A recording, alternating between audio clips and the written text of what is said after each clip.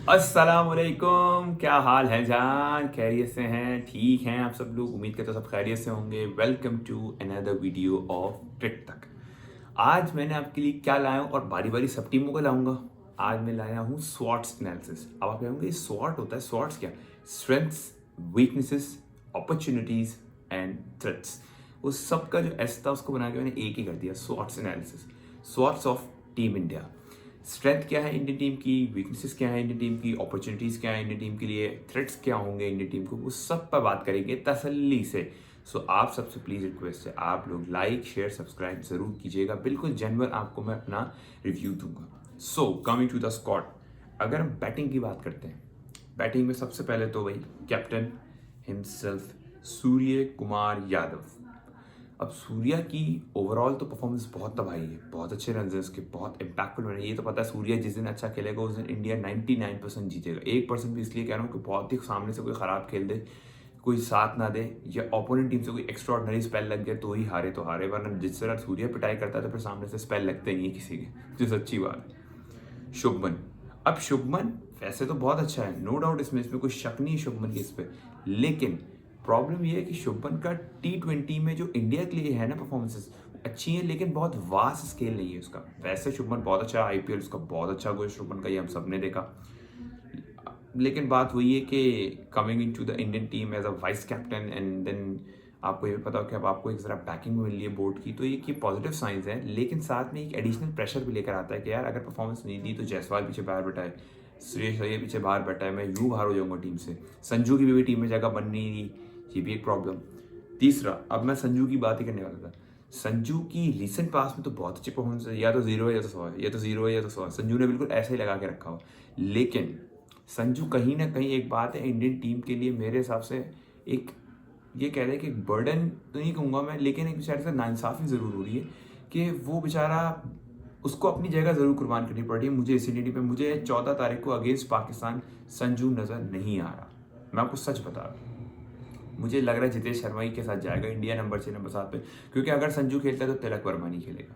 सो मुझे लग रहा है संजू इस टीम में एज वो दोनों साइड्स के लिए एक डेंजरस प्लेयर है कि अगर वो चलेगा तो इंडिया जीतेगा जीतेगा, और अगर नहीं चला तो सामने वाली टीम कहते हैं ना सुख का सांस जरूर लेगी कि भाई शुक्र है नहीं चला।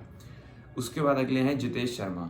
Jitesh as a keeper very good, as batsman very good too, और मुझे लगता है कि शायद शायद सूर्या उनको नंबर्स को देखते हुए, नंबर से बुरा बैटिंग ऑर्डर के नंबर की बात कर रहा हूँ मैं, उनको देखते हुए जितेश को मौका मिल जाए और संजू एक बार फिर अपनी लक को कोसे बेचारा कि उसकी जगह क्यों नहीं बन रही फर्स्ट टाइम में।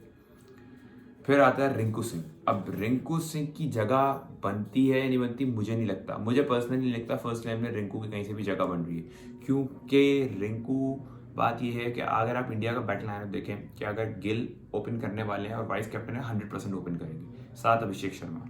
फिर आ जाते हैं हम सूर्य कुमार यादव और सॉरी तिलक वर्मा। फिर आ जाते हैं हम सूर्य कुमार यादव पर। उसके बाद 5 नंबर पे आते हैं अक्षर पटेल, 6 पे आते हैं हार्दिक पांड्या, इन 7 पे आएंगे जितेश शर्मा। फिर उसके बाद आप बताएं ना इस 7 के अंदर कहाँ जगह बन रही है उनकी। 8 पे भी एक ऑप्शन ऐसा है, इंडिया कहेगा कि भाई कि एक बात होगी ना कि मतलब आप किस प्लेयर के साथ जाओगे, आप बैटिंग बनाना चाहते हो अपनी या प्योर बॉलर के साथ जाना चाहते हो, लेकिन 8 पे आप वरुण चक्रवर्ती को भी खिला सकते हो, या एक और ऑप्शन भी है आप जा सकते हो वॉशिंगटन सुंदर। अगर मैं सही हूँ तो वॉशिंगटन सुंदर हैं टीम में, एक बार मैं कंफर्म कर लूँ, सॉरी वॉशिंगटन सुंदर अब नहीं है तो शायद, जी हाँ सॉरी वॉशिंगटन सुंदर कह दिया, वॉशिंगटन सुंदर से ज़्यादा आप जा सकते हो इनके साथ जो आपके शिवम दुबे हैं। शिवम दुबे को इस टीम में रखा गया, बात वही नंबर 8 की बैटिंग के लिए शिवम दुबे को रखा नहीं गया, ना उनके 4 ओवर के लिए रखा गया।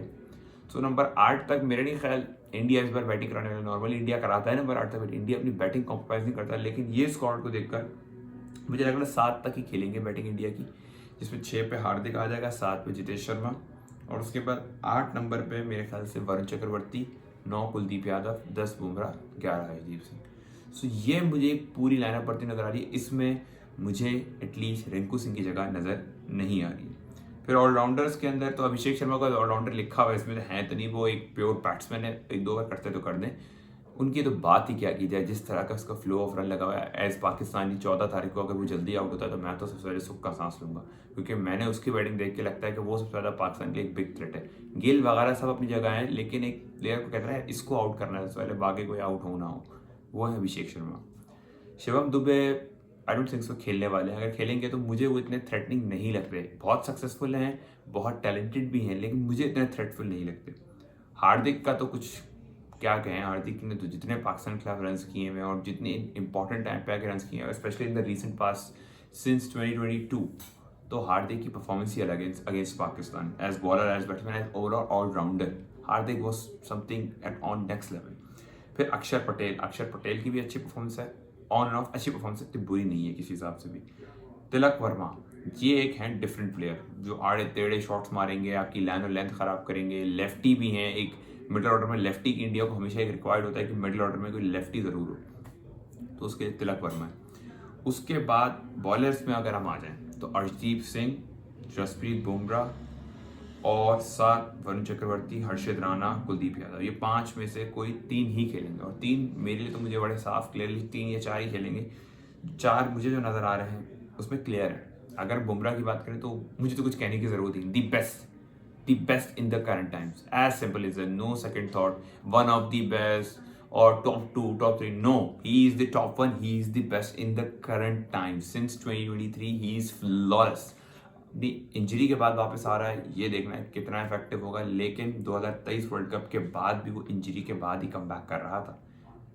याद है 2023 वर्ल्ड कप से ठीक पहले, सॉरी, एशिया कप में जब वो कम बैक किया था तो उसने एज इंजरी के बाद ही वापस आया था, वो खेल नहीं रहा था काफ़ी टाइम से, और उसने दिखा दी थी फिर अपनी बॉलिंग आके। 22 का वर्ल्ड कप वो इंजरी की वजह से स्किप कर गया था, याद हो आपको। और उसके बाद आपके सामने अब चैंपियंस ट्रॉफी वो स्किप कर गया था इंजरी की वजह से, तो देखना है कि अब वो कितना थ्रेटनिंग होगा। इंग्लैंड में उसने दिखा दिया कितना थ्रेटनिंग और क्या फॉर्म लगी हुई है। चले मैं एक थॉट वो भी रख लेगा, आर्ग्यूमेंट के रेड बॉल और वाइट बॉल में फ़र्क होता है, वो भी देख लेंगे, लेकिन वो बुमराह है भाई, वो उसमें भी कर लेगा, उसके अंदर उसके अल्लाह ने उसको दी है, वो उसमें भी कर लेगा। देन आ जाते हैं अर्शदीप सिंह। अर्शदीप एक ऐसा बॉलर है जो बहुत कहते हैं ना नाप तोल के बॉल डालता है, लेकिन अर्शदीप को मैं कहता हूँ ना, अगर बुमराह को मिसाल सामने एंड से मार पड़ जाए तो आई डोंट थिंक सो अर्शदीप कर पाएगा, क्योंकि इतने बड़े बॉलर को अगर मेरे सामने मार पड़ जाए ना यार, और मैं दूसरे एंड पे एज सेकंड बॉलर हूँ जो दूसरे एंड से बॉल डालना है, तो मेरी भी भाई कहते हैं ना, वो पाकिस्तान में कहते हैं ना, कांपे टांग जाएंगी, जिसको हम टांगे कांपने को क्या कहते हैं हमारे पॉलिटिशियन, कांपे टांग जाएंगी। सो कांपे टांग जाएंगी, सच्ची बात है। उसके बाद आ जाते हैं हर्षित राणा, मुझे नहीं लगता वो खेलने वाले, और अगर खेलेंगे तो दुबई की इन विकेटों के ऊपर काफ़ी कॉस्टली होने वाले।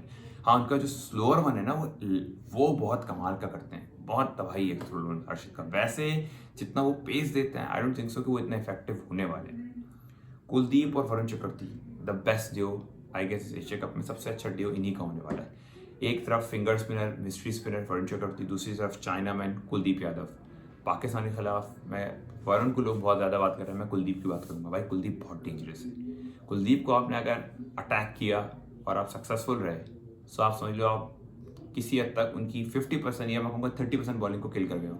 Remaining 50% Bumrah and the rest 20% is all other bowlers में अक्षर पटेल, वरुण चक्रवर्ती। मैंने बहुत डिस्काउंट कर दिया वरुण चक्रवर्ती को, लेकिन मैं उसका आपको रीज़न भी दे सकता हूँ। आप कभी भी देखिएगा पाकिस्तान के खिलाफ फिंगर स्पिनर्स जितने होते हैं वो इतने कामयाब नहीं होते। मैं राइट आर्म फिंगर स्पिनर्स बात करूँ, राइट आर्म जैसे आप ऑफ स्पिनर भी कह सकते हैं एक तरीके से, उनकी बात करूँ, वो इतने सक्सेसफुल नहीं होते। चाहे आप अजिंता मेंडिस की बात करें, वरुण चक्रवर्ती की बात करें, सो इतने आपको सक्सेसफुल, क्योंकि हमारे यहाँ शायद फिंगर स्पिनर्स को इजीली रीड कर लिया जाता है, लेगीज को हम इतना अच्छा रीड नहीं कर पाते और उस पर हम स्ट्रगल करते हैं, और वो चीज़ हर लेग स्पिनर के साथ नजर आती है। चाहे आप राशिद खान की बात कर लें, चाहे कुलदीप यादव की बात कर लें, चाहे आप चहल की बात कर लें, चाहे ओल्ड टाइम्स में अनिल कुंबले की बात कर लें, तो ये एक लॉन्ग हिस्ट्री है हमारी। सो आई होप सो, मेरे हिसाब से इस स्क्वाड को मैं 10 आउट ऑफ 9 दूंगा। मैं एक जो काटा है ना, वो सिर्फ मैंने थोड़ा बहुत अगर कह दिया गया है, इस प्लेयर को मैं देखना चाहता हूँ, टैलेंटेड बहुत है, रन्स भी लगाए हुए, लेकिन एक हाई प्रेशर गेम में देखना चाहता हूँ। बाकी प्रूवन प्लेयर्स हैं, प्रूवन परफॉर्मेंसेज हैं, टॉप नॉच स्क्वाड है, कोई कमी नहीं है स्क्वाड में। बाकी आप लोग कमेंट सेक्शन में बताएं किस प्लेयर को आप स्क्वाड में कहते हैं कि वो नहीं होना चाहिए था या होना चाहिए था, या इस स्क्वाड में आपके हिसाब से सबसे बड़ा थ्रेट कौन सा बन सकता है अगेंस्ट बीइंग पाकिस्तानी? मैं आपसे पूछ रहा हूँ, बीइंग पाकिस्तानी कि हमारे खिलाफ सबसे ज़्यादा थ्रेट कौन बन सकता है आप लोगों के हिसाब से? आप सबसे रिक्वेस्ट है, प्लीज़ लाइक शेयर सब्सक्राइब ज़रूर करें क्रिकेट तक को, ताकि मेरी आने वाली हर वीडियो आप तक पहुँचे और मुझे सपोर्ट बहुत मिले। कहने के लिए आपके लिए एक लाइक और सब्सक्राइब है, मेरी बहुत हेल्प हो जाती है। मिलते हैं आपसे अपने अगले ब्लॉग में। अपना बहुत सारा ख्याल रखिएगा, दुआओं में जरूर याद रखिएगा। अल्लाह हाफिज़।